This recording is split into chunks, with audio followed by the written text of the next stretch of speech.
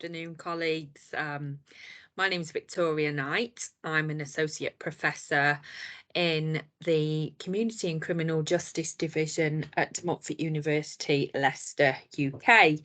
I'm sorry this is a pre-recorded presentation. I think due to time zones and the fact that it's Friday and I will be bouncing into the weekend with my children, I'm so sorry I can't be co-present with you all today.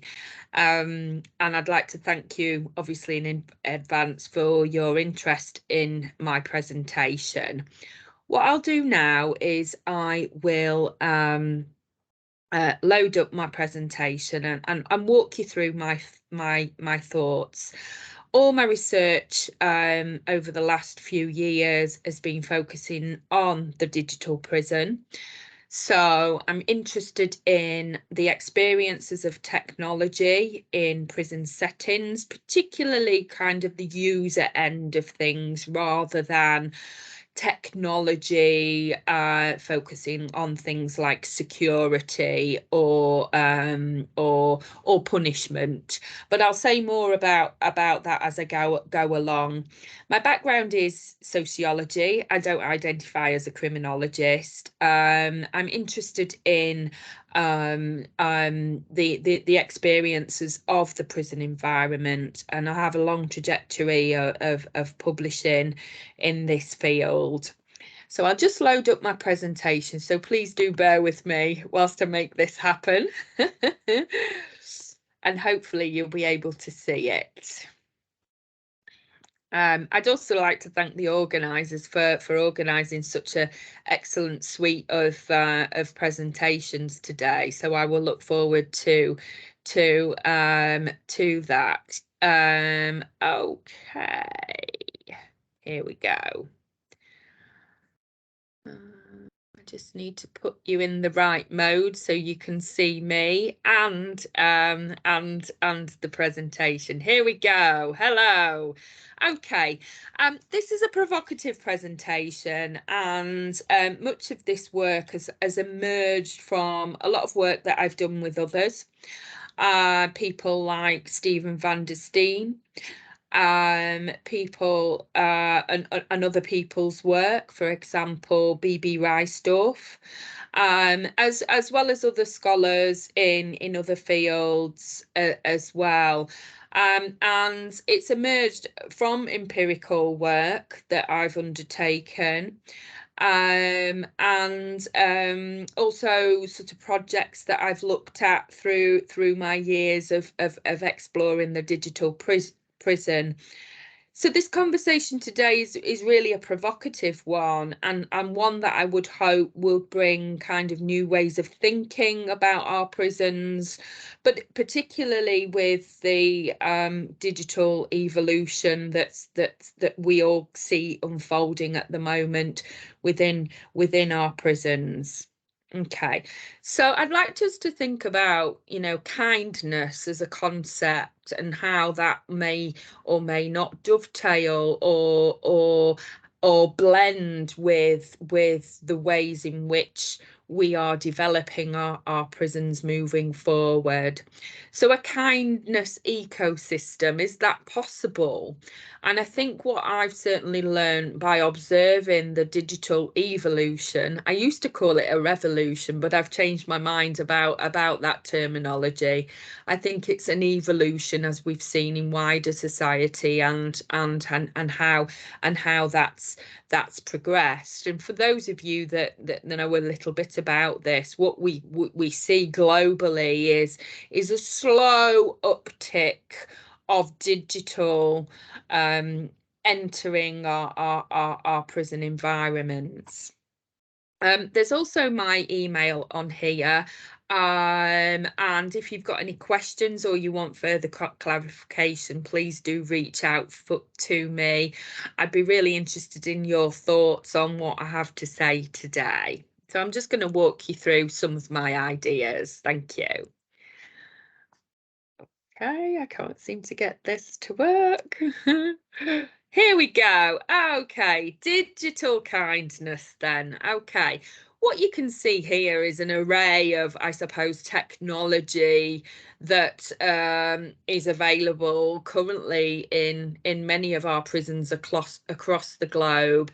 The picture to the left there is a cell in a prison in Belgium, which I visited many years ago now. And as you can see, to sort of the right of that image is basically a desktop setup that you would see in any home office. The screen there also doubles as a sort of television screen, and they can use the telephone through that system as well. And it's under the banner of what they called Prison Cloud.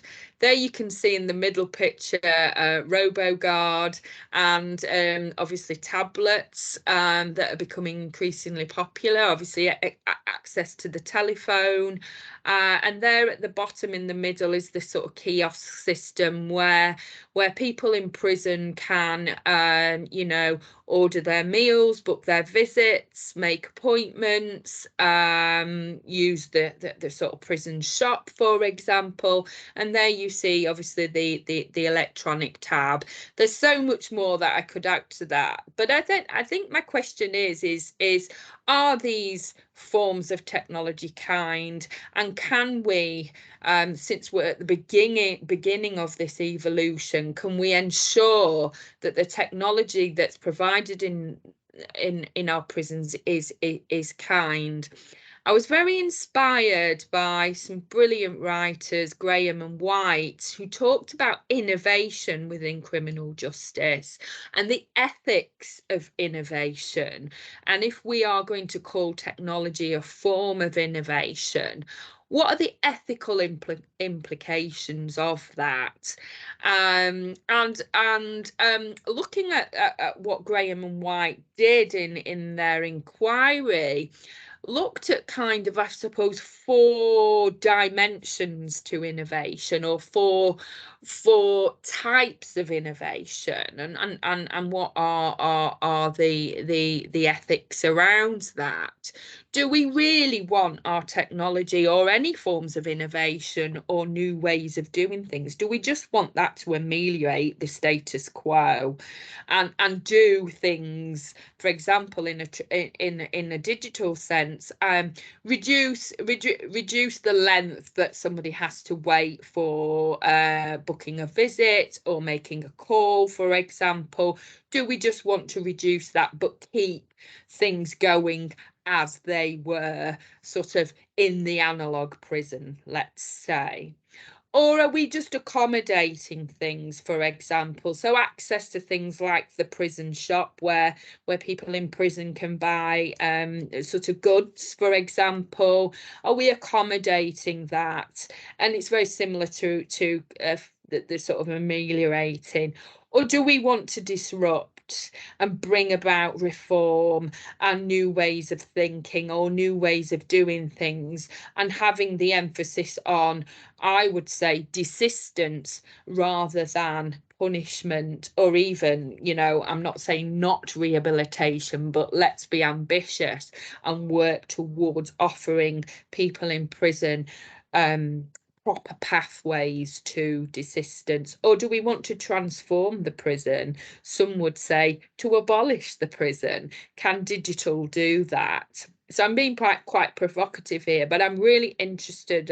My work that I did with Stephen van der Steen, we did a book chapter on the ethics of digital technology, and we kind of unpacked that.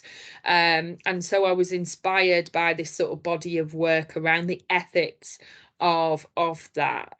And that's what's brought me to think about kindness here. Okay, so digital kindness then, when I kind of this idea of bringing about kindness or being kind through the services that are imported or designed into our prison systems, or broadly our justice systems, I discovered a whole load of literature from some Scottish scholars actually, and this idea of a place of kindness by Ferguson was inspiring. And there's been a lot of of work done on something called by Browley and Anderson, again, Scottish scholars, looking at forms of radical kindness in public policy. Unwin talks about disruptive kindness and the dangers of actually being kind to fellow humans. It's a risk. Okay, so I was interested in the application of kindness within a public policy framework, and so I've begun to think hard about how that could influence the kind of design and the implementation and the management of digital tech within our prisons. So I got a lot of that. I just wanted to kind of give you the background that there is an academic and empirical base to this notion of kindness in public policy. I've also been inspired, and I've not listed it on here, around compassionate leadership and leaders who lead with compassion and what that means for the people within the organisations that they're leading. And also sort of things around solidarity, but also dignity, that, you know, prisons are inspected regularly around their health and dignity, that they are not breaching, you know, human rights conventions discuss anymore as well. And we all know, don't we, those dark stories of technology that we've been fed on, sort of RoboCop, Terminator, Blade Runner, for example, and the kind of dystopian view that technology could bring about more punitive actions to humans rather than it being kind. So I'm really interested in the sort of curative values that are needed to reduce harm. We don't want to create any more harm. We actually want to eradicate it. Does digital have a role by providing, you know, that desktop setup in a prisoner's cell, for example, or room? How can that bring about, you know, more curative value to their time spent in prison? And to what extent could it lead to desistance and, of course, rehabilitation in some cases? And behaving ethically with dignity and compassion, and having those kinds of moral drivers, which I'll talk about in a minute. Does ethical mean kind? And I'd be interested in your views, and I've yet to interrogate my own question myself. We know then that the challenges and the conventions of prisons make ethics really difficult, the ethical functioning of an organisation, particularly prisons, is the temptation for the design and implementation of technology to our prisons, are we designing in further harm and deprivation, which we know has huge consequences post-release? So the kind of things that I was drawing on, particularly with Stephen, when we were thinking about an ethical framework, were the hard and soft forms of power that are very present in our prisons. We know our prisons are regulation heavy. We know that deprivation is experienced daily, routinely, and it is part of everyday life. We know people in prison experience pain. They also import pain, so things like trauma. We know that our prisons are risk averse, and I've observed for many years that the kind of fear around technology in our prisons, and it's interesting to see that there's been a shift in that kind of discourse, but that is still alive and well. What's the danger of more surveillance? You know, digital is, you know, with our footprints that we make every day. We just go to our history when we search on things like Google, and we can see where we've been using our mobile phones. Already this morning I've taken my children to school. My phone will know this. I've been to the gym. I've texted my family. I've checked my bank balance, for example. That big data that exists there, could that create more harm within the context of the prison? We know our prisons are performance managed, and there is perhaps a danger that technology could enhance those performance managements. That's something we could perhaps discuss, and if I was live, we could have that kind of conversation.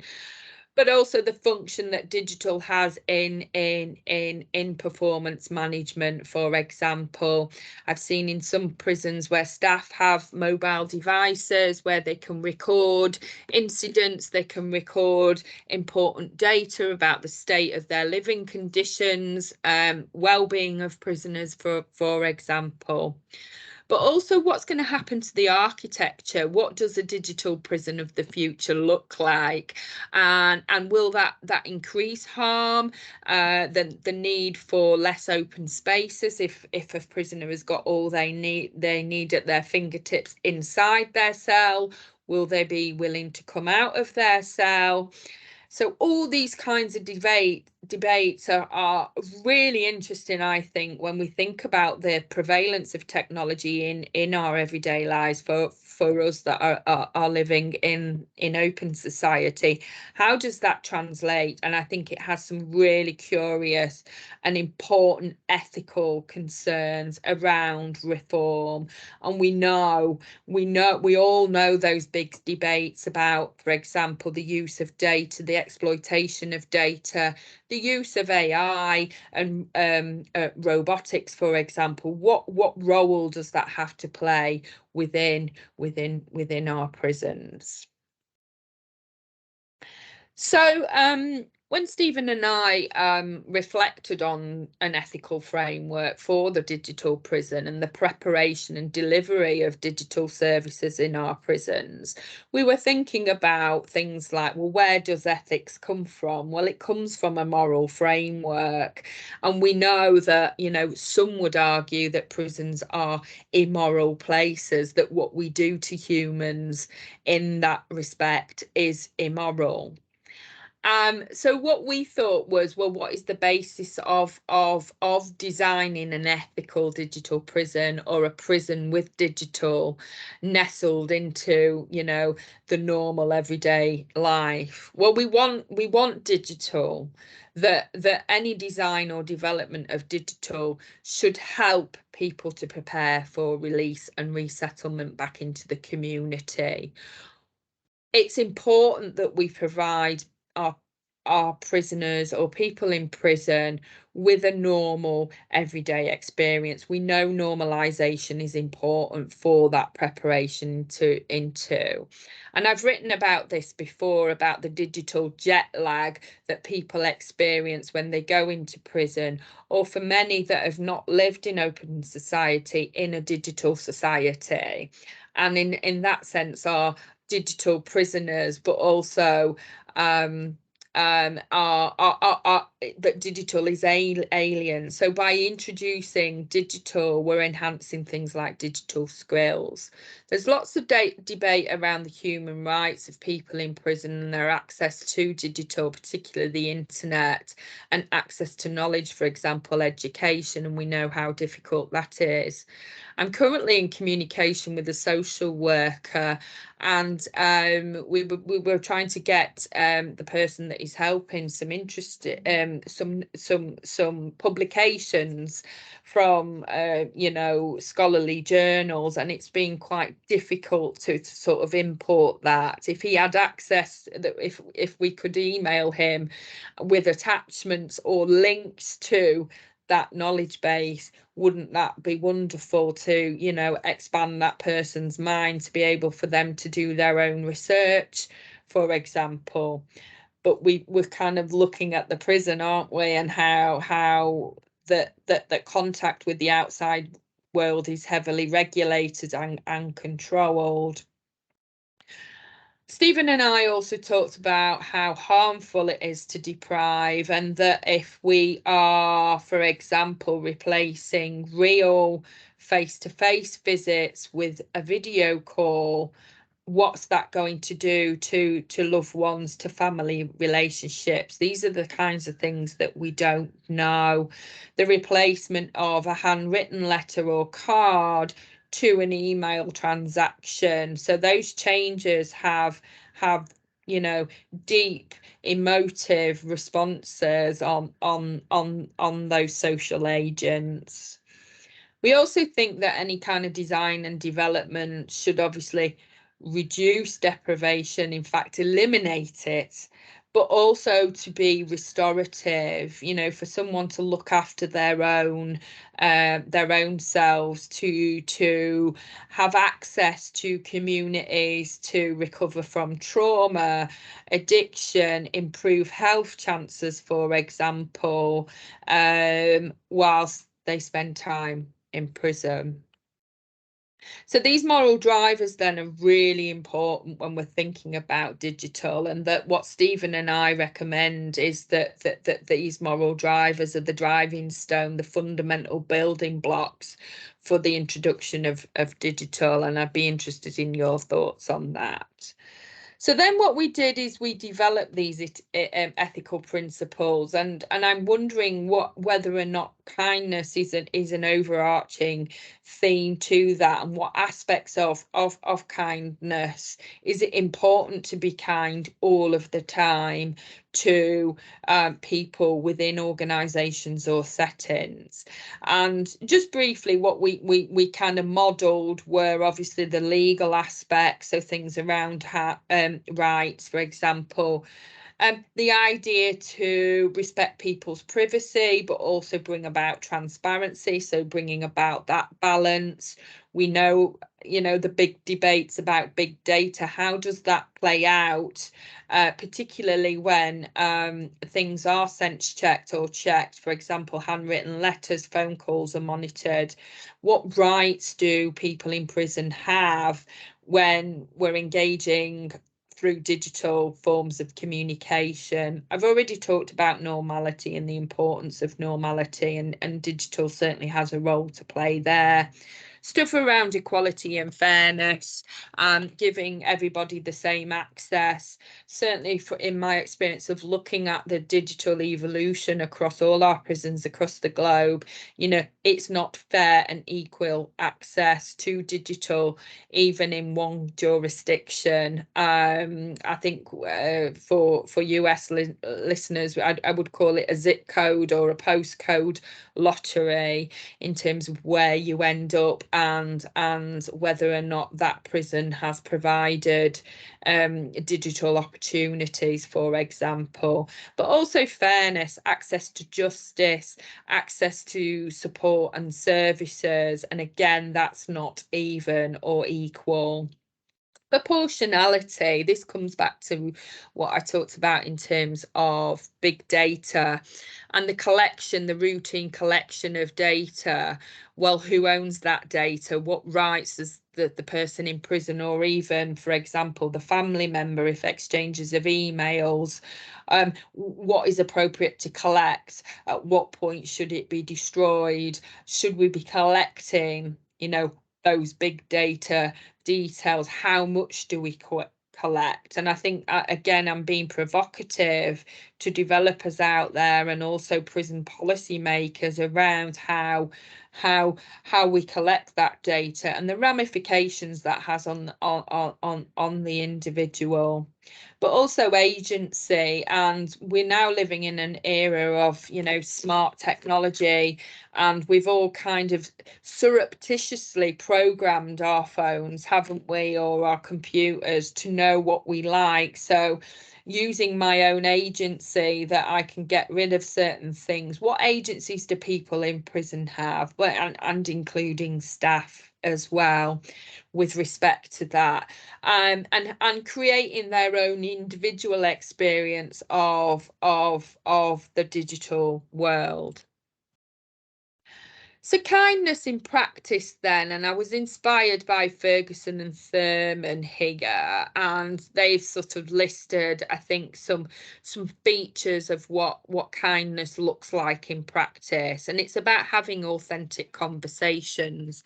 And again, I've done some work around this idea that anything that is designed within our prisons, including the digital solutions that are on offer, are that they are user-led. If they are user-led, we're going to get closer to those ethical and moral drivers that I've already mentioned. This idea of sharing things, you know, I don't know, Ed, how many of you, I've certainly been on a train journey and somebody next to me said, oh, can I get you a drink, or would you like some of my dinner? So sharing things, sharing ideas, sharing stories is really important.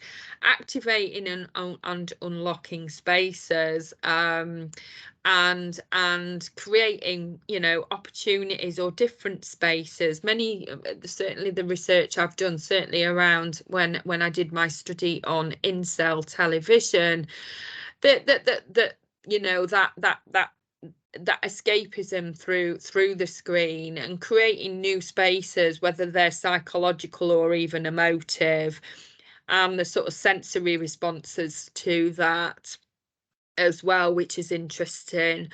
The management and leadership of kindness, and again coming back to you know, compassionate leadership, foregrounding things like dignity. So developing a user-led strategy, and I'm doing some work with a wonderful individual, Malin Nordstrom, at the moment over in Sweden, and talking about the methodology that they had in Sweden for developing their own digital strategy, and it was very much user-led, including staff and all the beneficiaries there. Kindness in procurement, where we buy our stuff from and who we, you know, the ethics of that, but also the kindness of actually meeting people's needs, meeting diverse needs, ensuring that there's fair and equal access, that the products are fit for purpose, for example. And kindness in societal justice. So is that things about creating reform, and perhaps shifting a trajectory from rehabilitation to desistance journeys and pathways. So do we need digital to be disruptive? So I'll say a little bit more about user-led, and I've spent some time looking at this, and this is something that I would certainly advocate, certainly in respect to developing and designing and managing the digital prison. That design is co-produced with stakeholders and beneficiaries, and that takes work. So user-led engagement.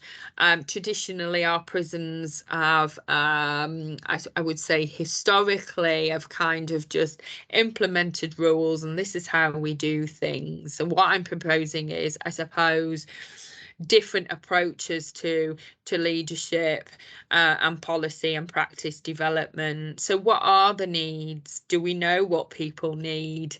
And particularly in the digital space, is that different to what we need in a co-present series of interactions?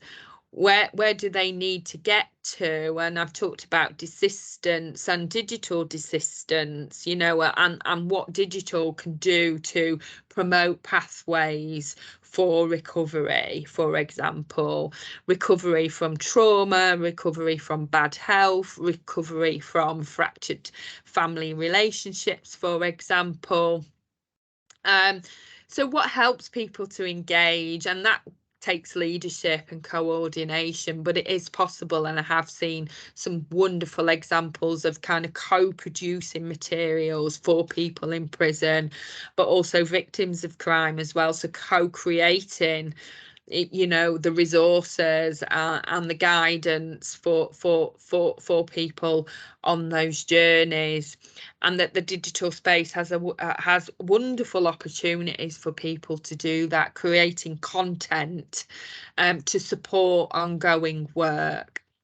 I do not, by the way, advocate the replacement of human contact A great colleague or peer of mine, Jason Morris, has done some wonderful work on co-production, and he talks about it as complementary media to support existing work. So I'm not an advocate of everything should be digitalized. In fact, again, it comes back to being user-led. Is digital really the answer to many of the solutions and policy problems that our prisons face? So this then leads into this idea of needs-based and developing strategies and solutions in a co-productive way. Sorry, I'm repeating myself here. Myself and Stephen van der Seen and BB Reisdorf have currently conducted a study on what we call digital maturity. This is a global survey, so we've surveyed a number of jurisdictions across the world about how their capacity and capability and readiness for the digital world. And so an exploration of that, and what we found is that, you know, it's not the norm that digital is designed with people's needs in mind. That is changing, and digital maturity, as you may well see in other government departments, is engaging users, end users, including, you know, workers within organisations, to ensure that the solutions are fit for purpose and meeting need. And so what we're talking about is a different approach to working within the digital prison, and I believe that a combination of user-led, needs-based modelling with those ethical principles will bring about kindness and can generate kindness as well and support kind acts. So the lovely exchanges that individuals in prison may have with family members, but also engaging with their, for example, their key workers or in those environments. And so what we need to do is that we can't just import digital from the outside, right? It has to meet the needs of the lived experiences of the individuals in there, including staff.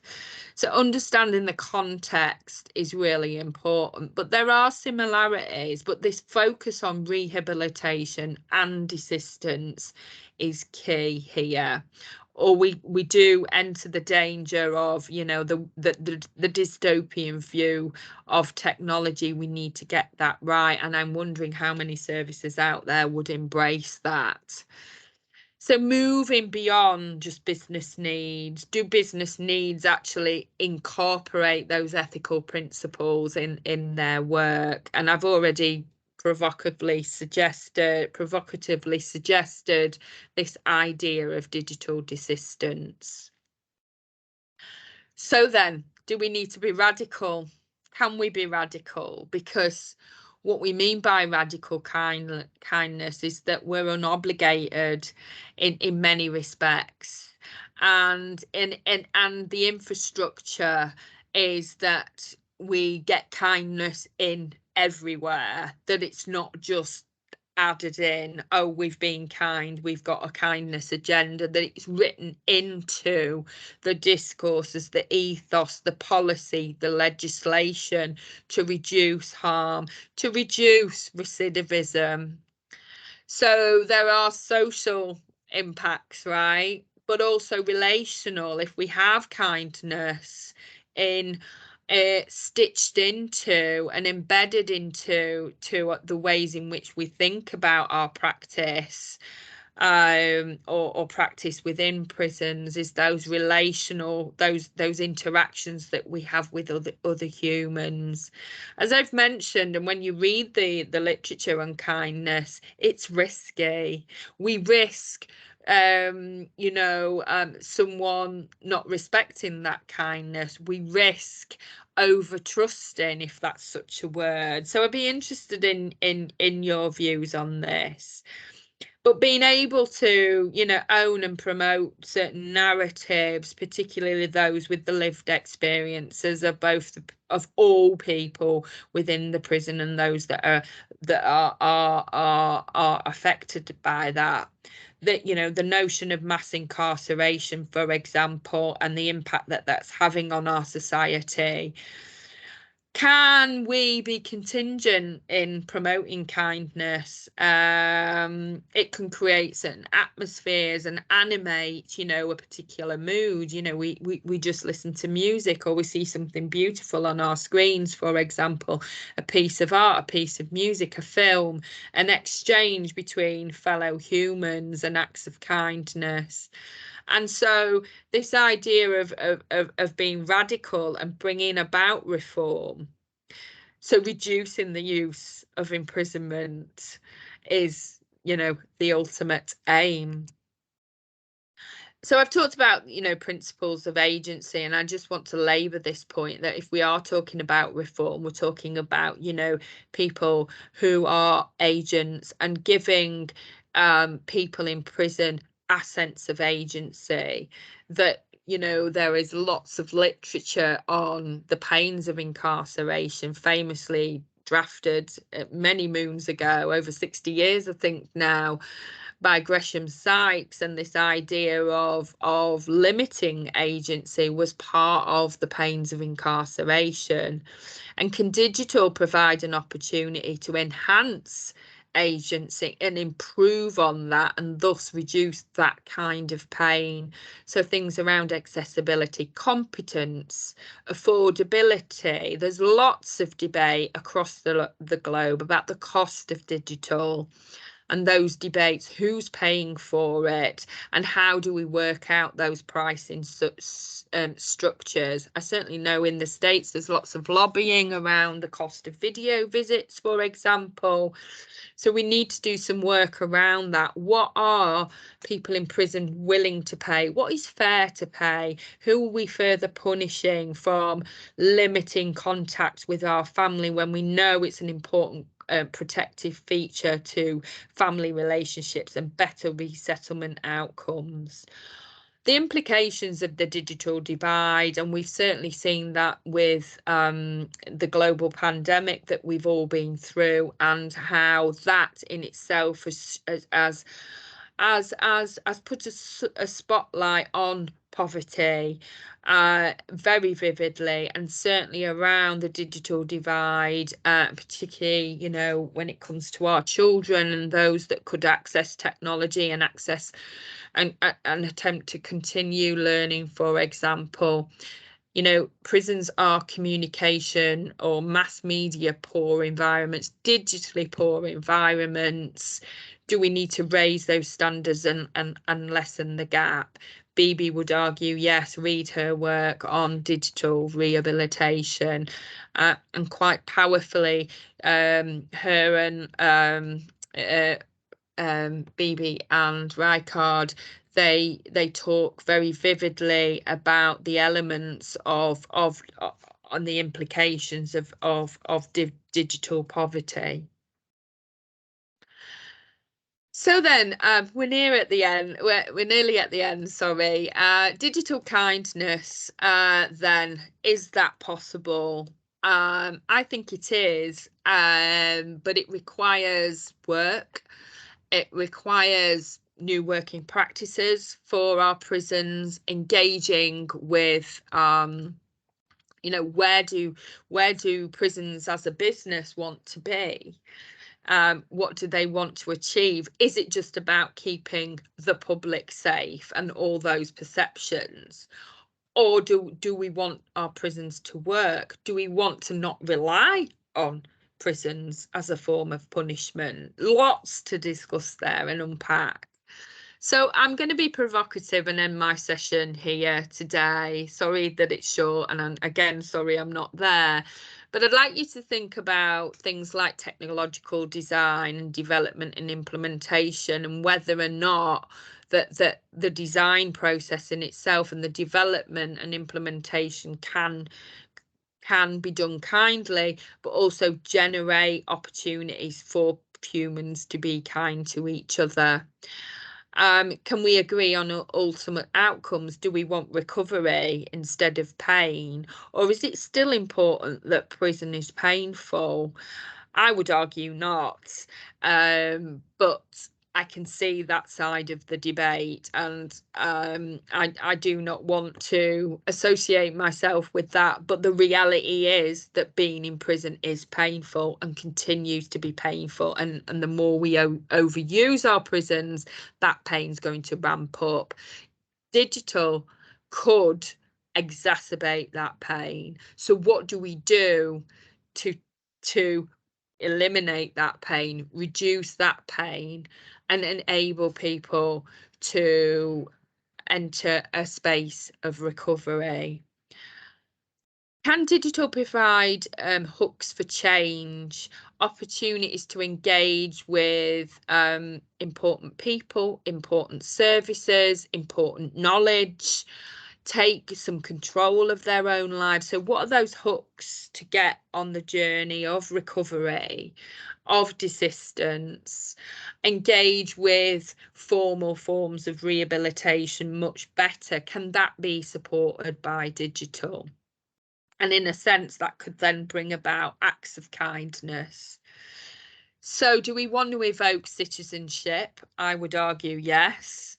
And being a citizen gives you an opportunity to act kindly to other citizens. I've talked about compassion and the need for compassionate leadership and the need for witnessing compassion. What could that do to a community within a prison? So things like therapeutic care pathways. I hope you've enjoyed my shortish presentation today, and I'm sorry I can't be with you on Friday. I do hope that you've enjoyed some of my thoughts. I plan to write more on this. I've popped some links in here to some of the work that I've done, and there's more to come. And it'd be great to hear from you if you've got any questions or perspectives. Hope you've enjoyed the event. Thanks to all for the organisers, and best wishes from here in England, the UK. Take care. Bye bye.